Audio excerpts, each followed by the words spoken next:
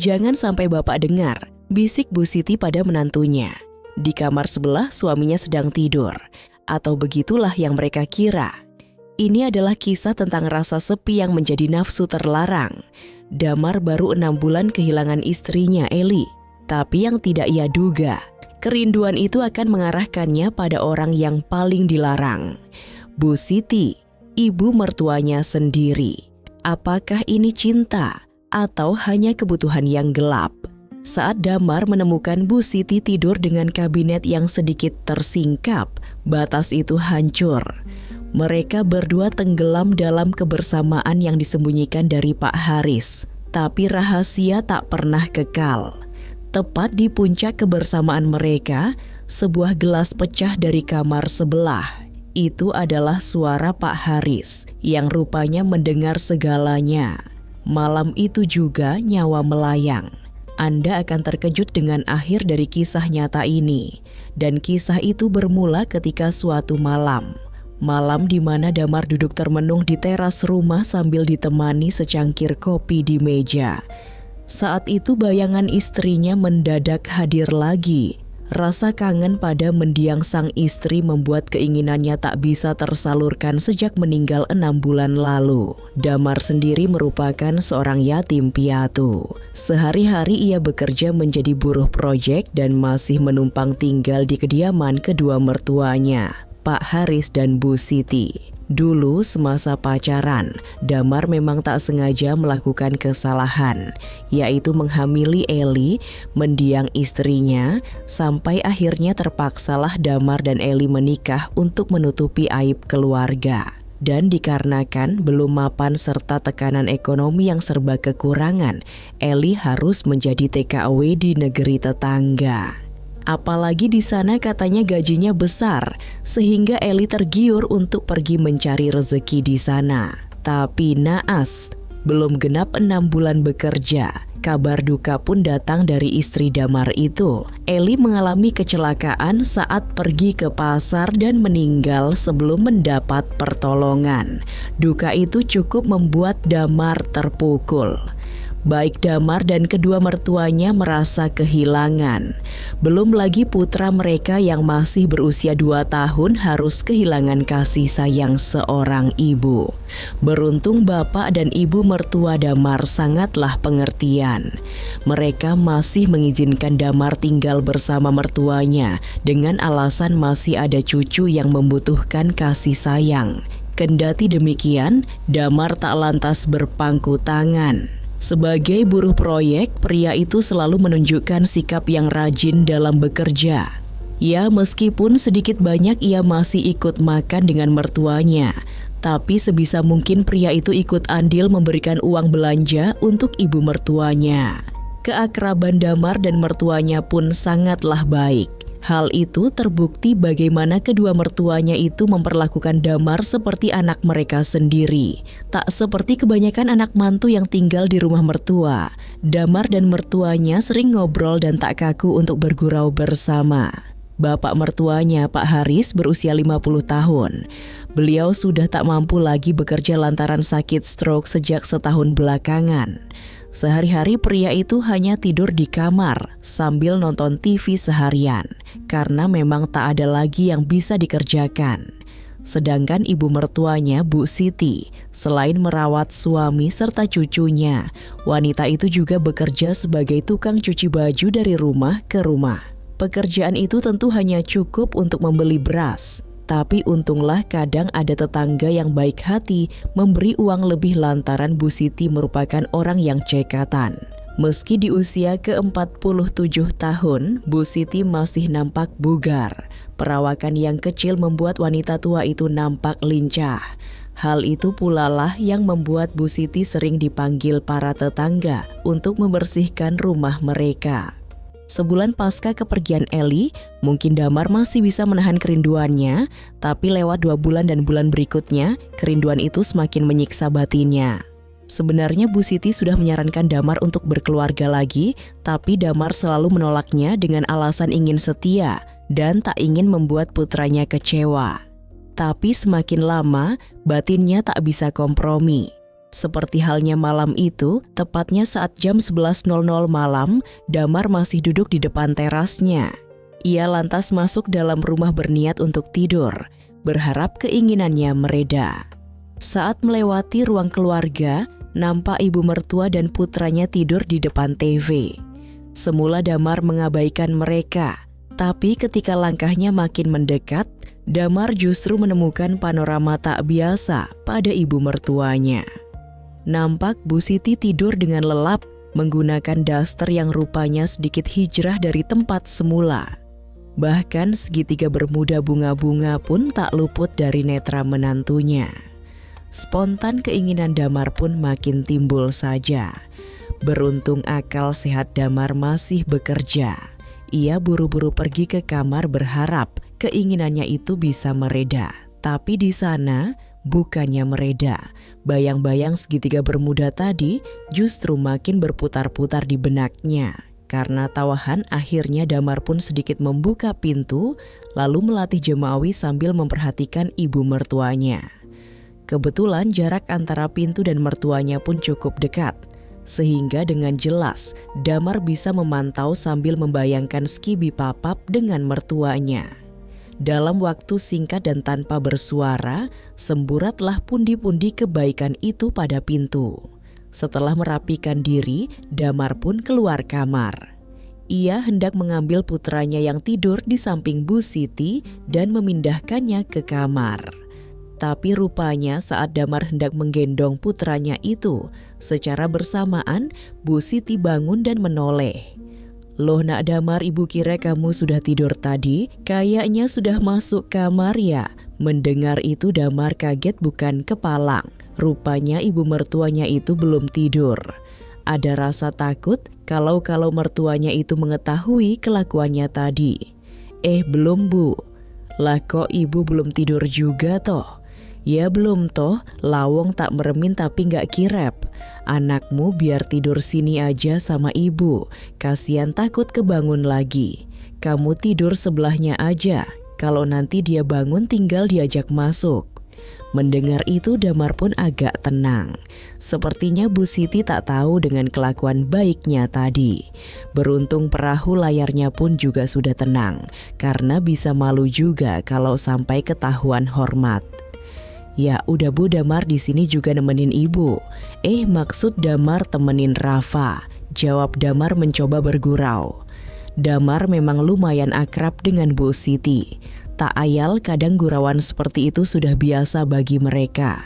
Singkatnya Damar pun repuahan di depan TV. Sementara putranya berada di tengah antara Damar dan ibu mertuanya. Beberapa menit kemudian suara dengkuran pun terdengar. Saat Damar menoleh, rupanya Bu Siti sudah tidur dengan menghadap dinding, dan daster itu pun semeraut seperti tadi lagi. Sontak keinginan Damar pun timbul lagi, disertai perahu layar yang hormat kembali. Entah keberanian dari mana, Damar justru memindah putranya menjadi di sebelahnya. Hal itu agar tak ada batas antara dirinya dan Bu Siti. Kalaupun nanti ibu mertuanya itu bangun, Damar tinggal beralasan jika putranya pindah sendiri. Sejenak Damar perhatikan ibu mertuanya itu lagi. Berada sedekat itu pikiran Damar pun tambah mumet. Bisa saja ia langsung melancarkan niat mulianya itu, tapi logikanya masih bekerja. Ia khawatir Bu Siti akan menolak dan pastinya ia akan diusir jika ibu mertuanya itu marah. Alhasil Damar memutuskan untuk melatih jemawi yang sedikit lain dari yang tadi. Ia ambil perahu layar hormat itu lalu memarkirkan pada benua-benua di antara segitiga bermuda. Deru angin kian memburu seiring jemawi makin melaju tinggi. Damar pun hanyut, bahkan saking hanyutnya pria itu tak sadar jika pundi-pundi kebaikannya jatuh pada benua di depannya itu. Seketika itu Damar kaget dan bingung. Untuk membersihkannya, ia mencoba berpikir cepat untuk mengatasinya. Tapi belum juga menemukan cara. Mendadak terdengar suara Pak Haris memanggil istrinya. Buru-buru Damar berpura-pura tidur. Ketika Bu Siti bangun, wanita itu tak menyadari jika ada pundi-pundi kebaikan di benua itu. Wanita itu langsung beranjak menuju kamar suaminya. Hanya saja sebelum Bu Siti masuk, ia sempat menoleh ke arah Damar. Wanita itu terheran lantaran menantunya sudah berpindah tepat di sebelahnya tadi. Walah, mudah-mudahan ibu kagak curiga ya, batin Damar kalang kabut. Singkat esok harinya, ketika jam dinding sudah menunjukkan angka 6, Damar bangun dan melihat putranya makan di dapur bersama ibu mertuanya. Dengan canggung bercampur takut, Damar melewati mereka menuju kamar mandi yang ada di samping dapur. Damar sempat menoleh ke arah Bu Siti, tapi mertuanya itu justru membuang muka. Ia tak menyadari jika Bu Siti sudah mengetahui kebaikannya semalam. Terutama pundi-pundi kebaikan yang menantunya itu letakkan pada 2 benua Afrika itu. Bu Siti sendiri sebenarnya merasa jengkel pada Damar, tapi entah kenapa ada rasa bangga juga di hatinya. Bangga karena rupanya ia masih bisa membuat pria muda seperti Damar kesemsem padanya. Aduh, aku ini kenapa toh? Apa jangan-jangan aku wur berkedua ya? Gumam Bu Siti sambil geleng-geleng kepala menepis pikiran itu. Sejak itu entah kenapa baik Bu Siti dan Damar merasa canggung setiap kali berpapasan. Beberapa hari terakhir pun suasana rumah menjadi beda. Tak ada canda tawa atau obrolan seperti biasa. Dan Damar pun menyadarinya. Ia yakin sang mertua pasti sudah mengetahui kebaikannya selama ini. Ya udahlah, besok-besok baiknya aku minta maaf. Aku bilang jujur aja kalau waktu itu benar-benar mumet, pikir Damar saat itu. Hingga di suatu sore saat Damar baru pulang dari tempat kerjanya, pria itu mendapati Bu Siti duduk di depan teras rumahnya. Dalam kesempatan itu Damar berniat meminta maaf sekaligus mengakui kekeliruannya. Ia bahkan sudah siap jika seandainya Bu Siti akan mengusir dan tak lagi menganggapnya sebagai menantu. Yang penting pikirannya tenang meskipun nantinya mungkin ia akan dibenci dengan kejujurannya itu. Bu, Damar mau ngomong sesuatu, kata Damar sambil duduk di samping mertuanya. Bu Siti menoleh. Ia pun bisa menebak dari gelagat Damar, pasti menantunya itu akan membahas hal kemarin itu. Ibu sudah tahu, ibu kecewa sama kamu nak Damar, kata Siti dengan nada datar. Mendengar itu Damar menunduk tak berani menoleh. Maaf Bu, Damar kemarin benar-benar mumet soalnya Windu sama Eli. Tapi kenapa harus pada ibu toh nak Damar? Damar terdiam sejenak. Ia bingung untuk menjawab. Soalnya Damar kesemsem melihat segitiga bermuda itu Bu. Ungkap Damar membuat Siti terdiam antara malu dan bingung. Sejenak suasana menjadi hening. Saat itu Damar sudah siap jika seandainya Bu Siti benar-benar akan mengusirnya. Tapi beruntung suara Pak Haris yang memanggil dari dalam kamar membuyarkan kecanggungan mereka. Tanpa menjawab, Bu Siti beranjak meninggalkan Damar yang masih merasa bersalah. Dan rupanya sejak mengetahui alasan Damar yang sebenarnya, sikap Bu Siti pun berubah seketika. Alih-alih menjaga jarak dengan menantunya, wanita itu justru seperti remaja yang mencari perhatian. Ia malah lebih sering berdandan menor walaupun hanya di rumah. Seolah-olah wanita itu seperti mengundang sang menantu untuk mengulang kebaikannya. Hal itu sempat pula diperhatikan oleh Pak Haris tentang perubahan istrinya. Pak Haris juga sempat bertanya tentang perubahan Bu Siti itu, tapi istrinya itu hanya beralasan agar Pak Haris tak bosan melihat penampilannya. Pak Haris pun tak menaruh curiga. Pria itu menganggap itu mungkin adalah salah satu alternatif untuk menyembuhkan penyakit stroke-nya. Berbeda dengan Pak Haris, Damar sendiri malah makin heran dengan sikap ibu mertuanya. Padahal kemarin Bu Siti bilang kecewa, tapi nyatanya wanita itu justru seperti hendak menggoda Imronnya. Hingga suatu malam, hal yang dikhawatirkan itu pun terjadi juga. Saat itu Bu Siti, Damar serta putranya berkumpul di teras depan. Sampai tak lama kemudian ketiganya masuk ke dalam lantaran rintik hujan mulai turun dan angin mulai terasa dingin. Di ruang keluarga, Damar menyalakan TV. Sementara putranya yang mulai mengantuk meminta Bu Siti untuk menemaninya tidur di depan TV. Damar sendiri sebenarnya ingin mengajak putranya itu pindah, tapi Bu Siti justru mencegahnya. Biarin aja di sini sama ibu, kalau sudah tidur baru dipindah. Damar pun seperti dejavu dengan sikap mertuanya. Ia jadi teringat peristiwa waktu lalu dan mengira apakah Bu Siti sengaja menguji Imronnya. Karena tak ingin berpikir yang tidak-tidak, Damar akhirnya memutuskan pergi ke depan teras rumah. Di sana ia kembali memikirkan sikap ibu mertuanya. Ia sungguh tak mengerti mengapa sang mertua seolah memberi kesempatan lagi. Dalam kekalutan itu mendadak Bu Siti datang menghampiri. Beberapa menit kemudian, "Nak Damar, boleh ibu minta tolong?" Sontak Damar gugup seketika. Iya bu, minta tolong apa ya?" "Pundak ibu pegal, kamu bisa bantu nguyut kan?" Jantung Damar berdebar mendengar ucapan mertuanya. Sebenarnya ia ragu karena bisa saja nanti keadaan berubah kalau ia berdua dengan ibu mertuanya. Tapi Damar juga tak mungkin mengatakan tidak dan memberitahu alasan sebenarnya. Sekarang bu Siti mengangguk. Lalu melangkah duduk di depan Tevo dan terpaksa Damar pun mengikutinya.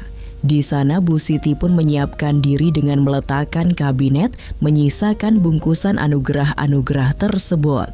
Sebenarnya Damar mulai deg-degan, tapi akhirnya ia berusaha menyembunyikan dan mulai membantunya.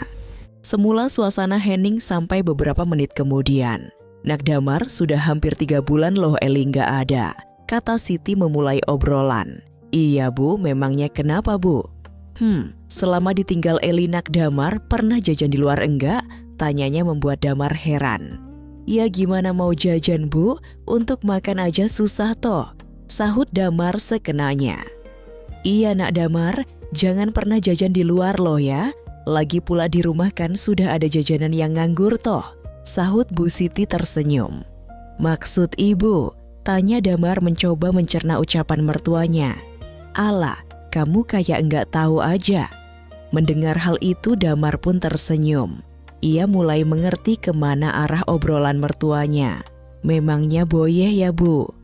Bu Siti tak menjawab, tapi mendadak ia berbalik sambil tersenyum. "Yo, pokok ojok sampai bapakmu weruh toh Nak Damar." Rasa takut Damar pun hilang setelah mendengar ucapan mertuanya. Ia tersenyum. "Iya bu, Damar kan juga enggak ingin ada yang tahu." Tak ingin membuang waktu, Damar pun merapatkan barisannya hingga sebuah sambutan ia haturkan. Siti pun senantiasa menyambutnya. Damar benar-benar tak mengira jika pada akhirnya ia bakal mendapat kebaikan itu dari mertuanya. Rasanya seperti mimpi yang belum pernah ia alami sebelumnya. Beberapa kali Siti memanggil-manggil nama menantunya tatkala Damar mencari-cari kebaikan yang tak pernah ditemuinya. Dan setelah rampung, barulah Bu Siti merubah haluan negara menyiapkan hati dan pikirannya. Dan begitulah selanjutnya, Damar berusaha konsisten melajukan perahu menuju tujuan utama. Ia tak ingin mertuanya itu kecewa karena itu jalan satu-satunya membuat Bu Siti hanyut akan kebaikannya. Sementara itu di kamar yang letaknya tak jauh dari ruang TV, Pak Haris nampak mengepalkan tangannya. Pria itu memang tak mengetahui secara langsung rapat paripurna itu, tapi ia bisa mendengar seruan-seruan kebaikan istri dan menantunya. Mendadak kepalanya terasa pusing. Bahkan saking pusingnya, pria itu hendak mengambil segelas air di sebelah divannya. Tapi sayangnya gelas itu terjatuh karena Pak Haris tiba-tiba kaku dan tak sadarkan diri. Damar dan Siti yang mendengar suara gelas jatuh itu pun kaget. Sejenak mereka saling menoleh. "Kayaknya bapak itu bu," kata Damar pada ibu mertuanya. Mendengar itu Bu Siti segera satset berlari menemui Pak Haris di kamarnya. Dan betapa terkejutnya Bu Siti mendapati ada gelas pecah sementara Pak Haris tergeletak di lantai. "Loh Pak, Bapak kenapa toh?" panggil Bu Siti tapi tak ada jawaban. Akhirnya malam itu juga Damar dan Bu Siti membawa Pak Haris ke rumah sakit. Tapi sayangnya ketika tiba di sana dan mendapat perawatan sebentar, nyawa Pak Haris tak tertolong. Pak Haris pun meninggal dunia. Bu Siti pun menangis sesegukan.